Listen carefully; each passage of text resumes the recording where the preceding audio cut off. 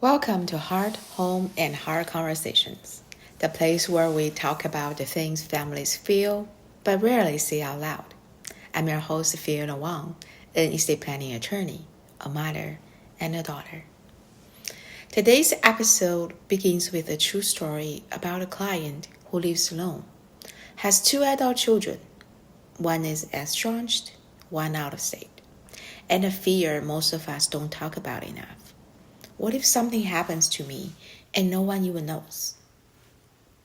She walked into my office alone, a woman in her late 60s, soft-spoken, well put together, the kind of person who still says please and thank you with her whole heart. She said she wanted to create a simple will, but as we talked, her voice began to tremble. She told me she had been widowed for more than 20 years, and she had 2 children. One is estranged. They haven't spoken in years. Too much hurt, too many misunderstandings, too much time gone by. The other child lives out of state, working, traveling, constantly busy. They love each other, but life, distance, and silence have created a gap that neither knows how to bridge. And then she said something that made me pause. Attorney Fiona, if something happens to me, if I fall or get sick or die, who will you know? She wasn't worried about her assets. She wasn't worried about tax planning. She wasn't even worried about probate. She was worried about this idea that she could disappear quietly and no one would know. And that fear is far more common than most people realize. We talk a lot about being independent as we age, but independence has a shadow side. There's a difference between living independently and being invisibly independent. Many elders live alone not because they want to, but because their children moved across the country. Some are estranged. Some are busy raising their own families. Some don't know how to reconnect after years of emotional distance. And when someone lives alone with no local support, estate planning takes on a completely different meaning. It becomes less about distributing assets and more about protecting their dignity, safety, and visibility while they're still alive. My client thought a will was all she needed at first. But a will only speaks after someone passes away. What she really needed, and what so many people need, are the tools that protect you while you're still here. Things like a healthcare power of attorney, so that you can name someone to make healthcare decisions for you when you are hospitalized. A financial power of attorney. You can name someone to help you pay the bills, arrange your accounts, and manage your daily finances if you are not able to. An emergency contact plan to list how someone can come to you timely for accidents. A HIPAA authorization form, a permission slip for doctors to disclose your medical information to your family members or to your friends. A system so anyone, will be notified if she ever goes to the hospital. These documents don't just solve legal problems, they solve human problems. They create connection where connection may be missing, and they build a safety net where family may no longer be able to fill that role. Let's talk about the quiet part out loud. When adult children drift away, parents rarely talk about it. There is guilt, shame, embarrassment, and a fear of a judgment. But the truth is, family estrangement is more common than we admit. Sometimes it happens because of big conflicts. Sometimes because of small misunderstandings that piled up. Sometimes life just took everyone in different directions. As an attorney, I see how these emotional realities affect legal planning. Parents don't know whom to name as their decision maker. They avoid talking about emergency plans. They hope things will just fix themselves someday, and they procrastinated, planning until it is too late. But a safe life plan does not require perfect family relationships. Aging with dignity is still possible, even when your family structure looks different.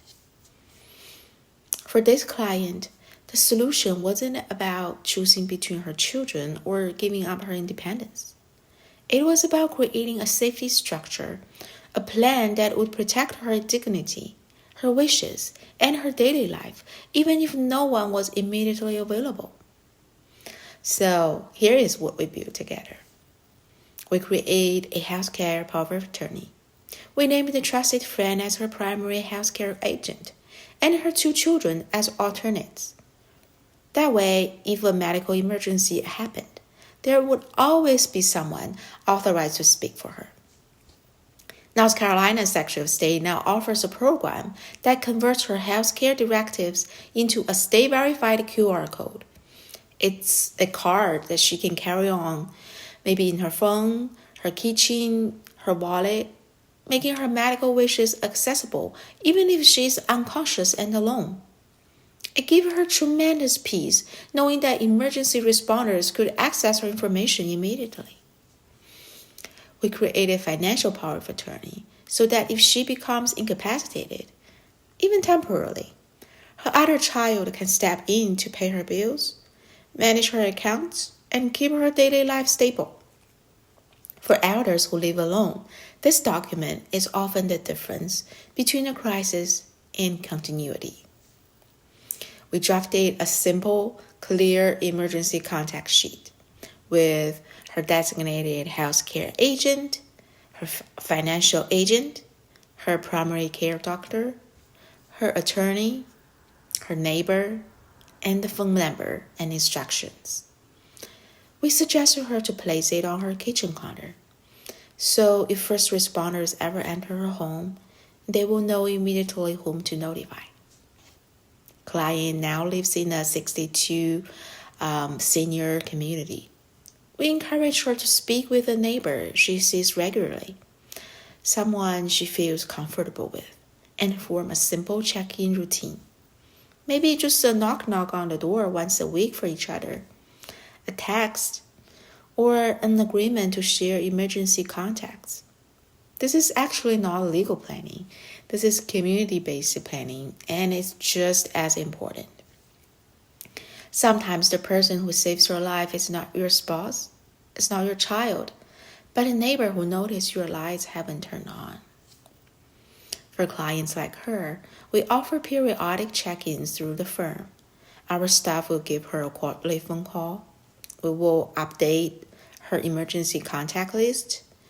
We will remind her to review the documents, and we will do an annual safety audit together. It's a gentle system designed for clients aging alone to ensure no one falls through the cracks simply because their family structure has changed. When she learned this was available, she actually relaxed. Her shoulders dropped. She exhaled. And she said something I will never forget. For the first time, I don't feel invisible. If you're listening as an adult child, here's something to consider gently. Sometimes a simple check-in, even once a month, can change everything. It doesn't have to be perfect. You don't have to fix the past. You don't even need to have long conversations. A 5-minute phone call to say, "Hey mom, are you okay?" is more powerful than you think. And if the relationship is painful or complicated, kindness can still exist without reopening old wounds. Just letting someone know they're seen, they're being remembered, is a gift. And if you're the parent in this story, if you live alone, if you feel the distance growing between you and your children, please notice. You still deserve safety. You still deserve connection. You still deserve a plan that protects you. You're not a burden. You're not invisible.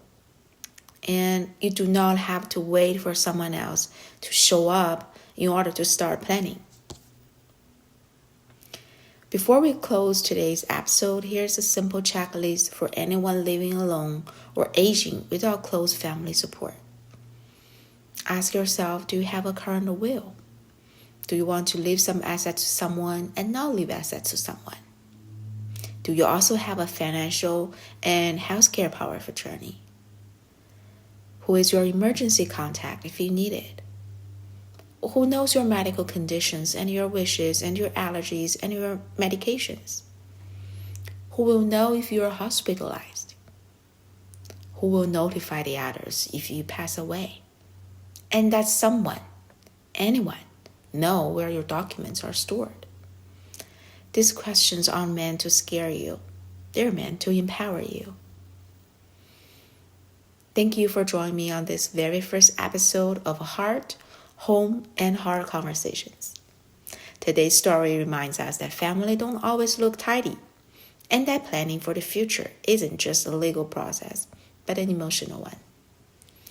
If something in this episode spoke to you, if you recognize your own parent, if you recognize yourself, I hope it encouraged you to start your own conversation, either with your family, with yourself, or you can talk to me. I'm your host, Estate Planning, a mother and daughter, attorney Fiona.